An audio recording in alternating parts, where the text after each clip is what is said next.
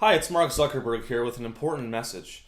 I want to address some criticism about my recent purchases of land in Hawaii, and I just want to say that I intend to buy a lot of Hawaii.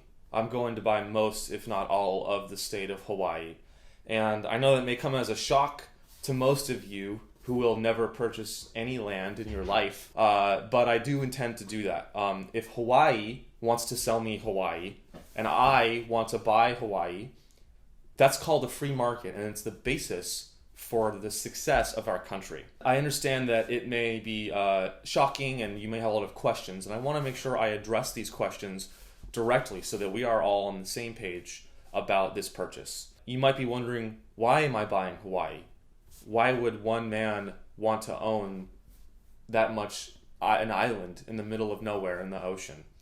And I want to say that it's not nefarious. What I'm doing there is completely and totally safe. I'm going to learn to surf.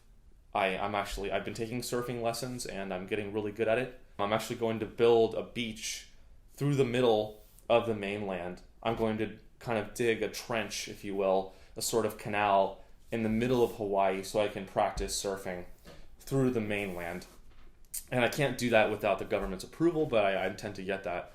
And so I'm not doing anything harmful. I'm buying land from a willing seller, and then I'm going to do as I wish with it under the right regulations and rules of the state of Hawaii.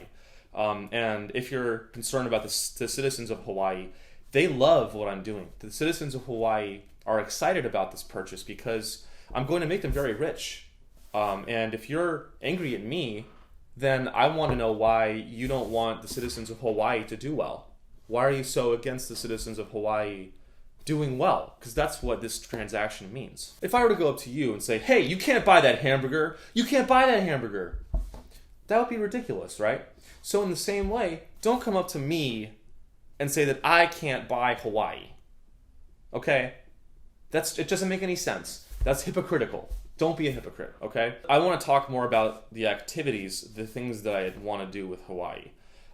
They're mostly having to do with surfing and volcanoes. I love volcanoes. I'm very interested in volcanoes, and Hawaii features one of the most exceptional volcanoes in the world. So I'm actually going to be buying that volcano from the state of Hawaii so that I can live in and near the volcano and study it and learn and pray to it, because I'm actually very interested in the ritual aspect of volcanoes.